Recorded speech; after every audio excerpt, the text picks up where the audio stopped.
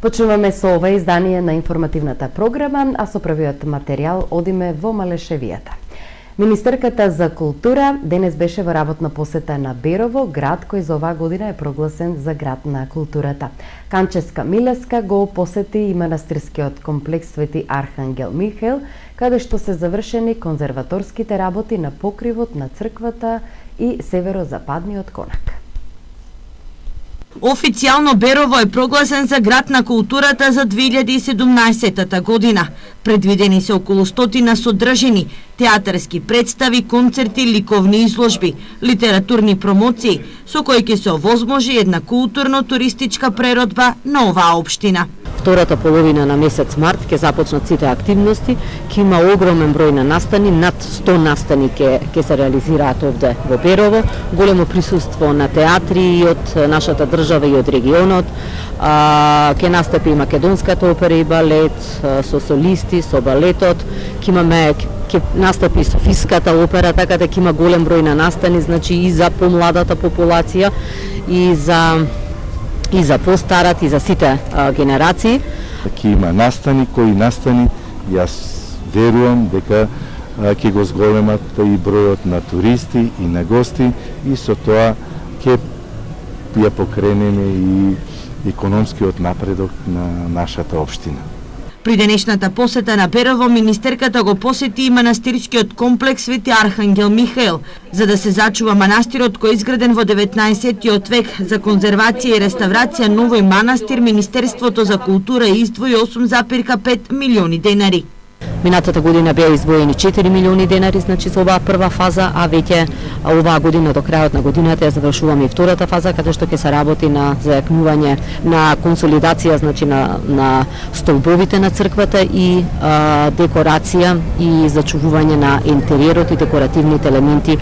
Манастирот Свети Архангел Михаил е и единствениот манастир во државата, каде што монашкото сестринство изработува мозаици од камења. Студентите од Штипскиот и Скопскиот универзитет ја имаа првата научна конференција по историја и археологија. Истражувале од сите историски периоди, а нивните истражувања ги презентираат денеска, кои ќе бидат објавени во електронски зборник. Студентите од факултетите за историја и археологија од универзитетите Гоце Делчев Штип и од Универзитетот Свети Кирил и Методи Скопје денеска имаа првата студентска научна конференција, на која 13 студенти од двата универзитети ги презентираа своите истражувања од областа на археологијата и историјата. Студентот на факултетот за образовни науки од Штипскиот универзитет Бисера Срцева вели дека за прв пат студентите имаат една ваква научна конференција, на која што нивните професори ќе слушнат и ќе ги видат истражувањата за најразличните периоди на македонската историја. На конференцијата застапени се сите историски периоди, бидејќи имаме вклучено и студенти по археологија, имаме и презентации од праисторијата, тоест период на праисторијата, потоа секако имаме неколку презентации за античкиот период, средновековниот период и секако современиот период, како и презентации кои што се однесуваат на сите оние кои даваат еден приказ и ги сублимираат сите оние истражувања кои што се случиле во македонската историографија. Првичната цел на оваа конференција беше да се оствари конекција помеѓу двата институти, нашиот институт на Универзитетот Кирил и Методи во Скопје и Институтот за историја и археологија во Штип. Успеавме, се собраа теми, има учесници, има околу 10 теми. Се надеваме дека идните генерации ќе продолжат оваа традиција.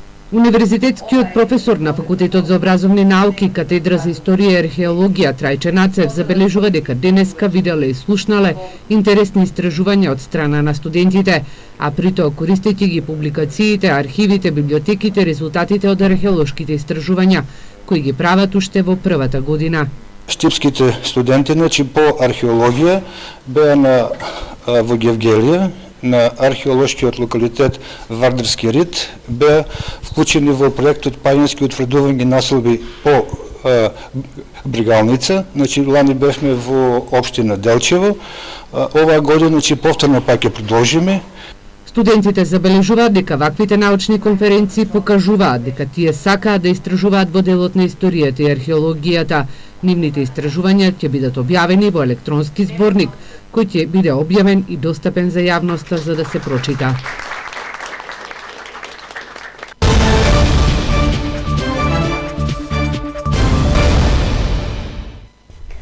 Од сферата на аграрот во продолжение на вестите. Земјоделците од истокот не ги осигуруваат своите насади од рани мразеви. Осигурителните компании се уште не почнале со издавање на вакви полиси, бидејќи во последниве 2 години интересот за ваков вид на осигурување бил мошне слаб. Студениот бран годинава и наштети на лозјата. Се уште нема точна проценка за предизвикани штети кај овошките, иако агрономите велат дека поларните температури ги зафатиле во фаза на мирување и не очекуваат големи штети. Кај овошните насади, по моје мислење, не би требало да има оштетување, бидејќи тие издржуваат и далеко пониски температури од овие што беа денове кај нас. Во последниве 2 години некои осигурителни компании почнаа со осигурување на насадите од рани мразеви. Годинава се уште не е почнато, иако од една штипска осигурителна компанија била дека лани мал број на земјоделци пројавиле интерес за ваквото осигурување. Според информациите од подрачната единица на Министерството за земјоделство во Штип, 120 апликанти лани поднеле барања за субвенцијата од 60% на покривање на трошоците на осигурување. Најмногу за овошни и лозови насади, за житарици, но за покривање на штети предизвикани од град. Лани пролетните мразеви во Малешевијата и Пијанец ги десеткуваа приносите кај сливата, вишната и јаболката. Во рамките на манифестацијата 10 години од постоењето на Штипскиот универзитет Гоце Делчев, за студентите е распишен награден конкурс за избор на најдобра фотографија на тема Мојот универзитет. Универзитетот Гоце Делчев по повод 10 години од своето постоење распиша конкурс за избор на најдобра студентска фотографија. Главниот уредник на Универзитетското радио УГД ФМ, кој во рамките на Центарот за односи со јавност Игор Стојанов на денешната пресконференција, рече дека конкурсот е со тема Мојот универзитет, а студентите од прв, втори и трет циклус на студии имаат можност да испратат фотографии токму на оваа тема. Конкурсот инаку трае до 15 март и ќе бидат објавени резултатите на 18 март, а на 23 март во фојето на Домот на културата ќе бидат сите фотографии кои што ќе бидат во потесен избор избрани, ќе бидат изложени во фојето на Домот на културата. Ова представува една одлична можност студентите кои што професионално или аматерски се занимаваат со фотографија да се изразат себе си на овој начин. Стојанов истакна дека конкурсот е награден, односно прво наградената фотографија ќе добие награда од 10.000, втората од 6.000 и третата награда е 4.000 денари. Се надеваме дека ќе има голем број на студенти. Претходно кога ги распишувавме овие конкурси имаше навистина голем интерес од самите студенти. Има одредени технички карактеристики кои што фотографијата треба да ги задоволува. Сите детали студентите можат да ги најдат на веб страницата на универзитетот или на порталот live.ugd.edu.mk. Фотографиите кои ќе пристигнат на овие конкурси ги оценува стручна комисија чиј председател универзитетскиот професор на Академијата за филм Роберт Јанкуловски. Универзитетот Гоце Делчев од Штип се подготвува во март да го одбележи својот 10 годишен јубилеј со свечена академија на кој ќе бидат промовирани доктори на науки, а ќе се презентира и документарен филм за универзитетот. Денес во Штипската библиотека Гоце Делчев се реализираше поетско читање во спомен на поетот Љупчо Стоименски. Настаното е во рамки на негувањето на мајчиниот јазик.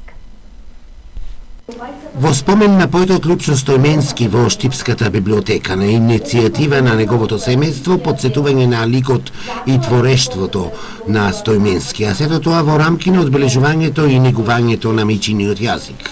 На иницијатива на семејството на поетот Љупчо Стоименски денес правиме едно вакво одбележување во чест на неговата личност, неговото големо дело, кој што воопшто го има дадено за македонската книжевност, за просветната работа, меѓутоа и за квалитетот на нашето роднокрено оставнина, на сето она што е ставено во нашето роднокрено оделение.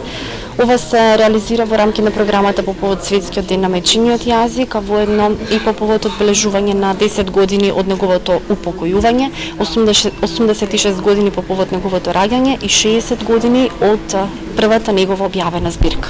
Неговите стихови, неговата поетика се нераскиливо поврзани со штипското поднебје.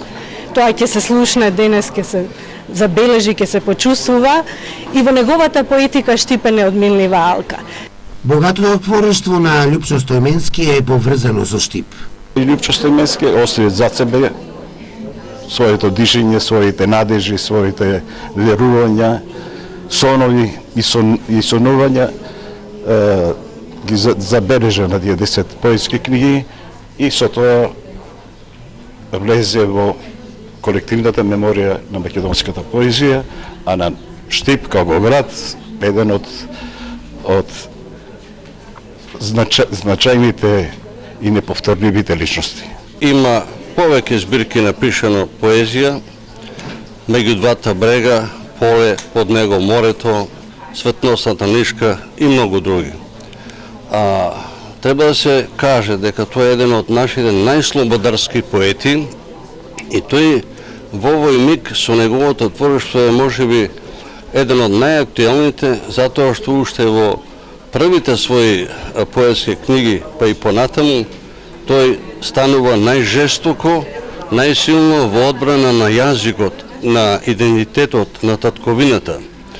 Лјупчо Стојменски останува да биде еден од најзначајните наши поети затоа што неговата поезија е реална и актуелна.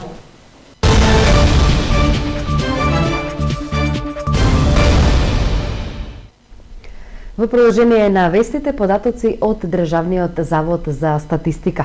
Просечната месечна исплатена нето плата во декември 2016 година изнесувала 23.457 денари, а бруто платата 34.374 денари. Платата во декември 2016 година во однос на истиот месец во 2015 година е зголемена за 3,3%. Ваквото зголемување се должи пред се на зголемувањето на просечната месечна исплатена нето плата во секторите уметност, забава и рекреација, информации и комуникации и градежништво. Во декември 2016 година 1,6% од вработените во Македонија не примиле плата.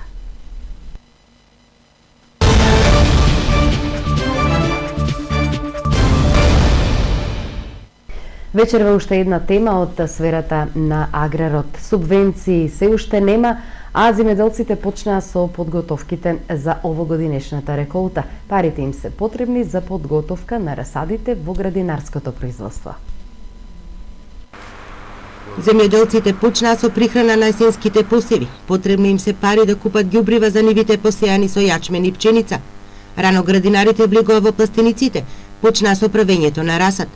Сточарите имаат проблеми да го одржат производството поради ниските откупни цени на млекото и месото. Сега најмногу им требаат субвенциите кои се уште не им се исплатени. Нема. Ќе видиме сега. До сега до лани зибаме ги, немаше проблем. Сега што е работа, ќе видиме. Но колку ви се потребни овие субвенции, добро ли? Ако не ни покријат ни трошковите, барем ако не друго. Ако нема род житарица, барем тоа ни покрие.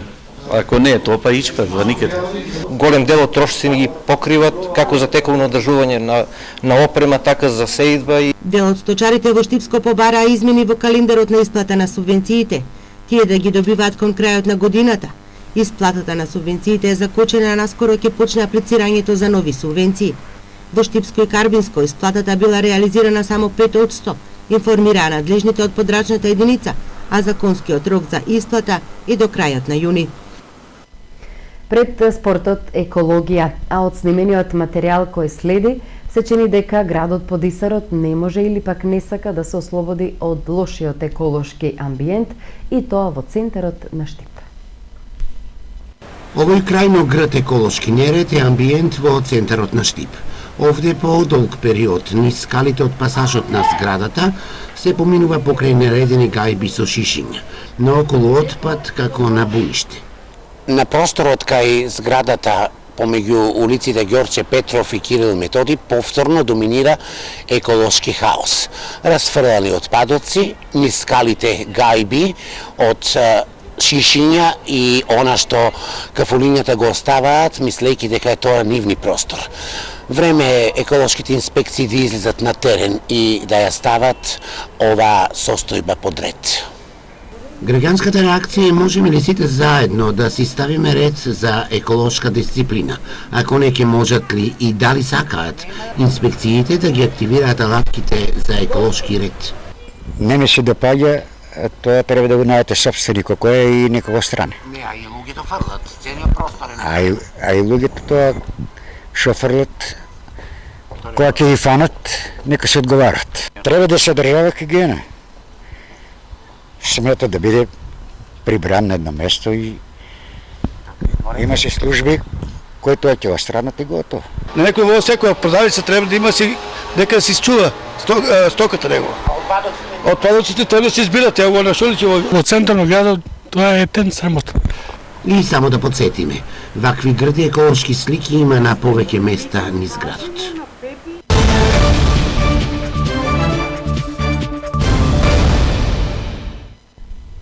А во делот за спорт, карате. Секој спортист го сонува олимпискиот сон, а каратистот Емил Павлов патот кон Токио 2020 интензивно го трасира на големите меѓународни надпревари. На програмата се премиер лигата во Холандија и Балканското првенство во Србија, како одскочна даска за Европското првенство во месец мај во Турција. Деновите за славје на спортистите можат на прсти да се избројат. Емил Павлов, како спортист играш тип за 2016 година, набрзо не ги претрча младежките моменти со своите другари и пријатели кои те како му беа потребни. Најпрво треба да тренираш напорно, да изработиш добар тренинг, па потоа за сето оно што те очекува, но доколку се бавиш со професионален спорт, доколку посакуваш врвни резултати, спортот бара голема жртва затоа што мора да се оддалечиш од многу големи задоволства кои животот не ги дава, но откако ќе постигнете големи резултати, тоа чувство е неопишливо и мислам дека не се каам за ништо досега што имам пропуштено. Врвенските прилики не се пречка за големите карате надпреварување, бидејќи се одвиваат во одлични услови во спортските сали. Месец март ќе биде премагот со спортски искушенија, на кој ќе се трасира патот кон некои поголеми дострели. Моментално во овој период формата е на заводливо ниво. Веќе од наредниот викенд ќе имаме државно првенство во Скопје, каде што за ова година ќе започнеме со државното првенство, кое е квалификационен турнир за влез во репрезентацијата. Исто така имаме уште два турнири во месец март. Можам да кажам дека месец март ќе биде еден напорен месец за нас сениорите.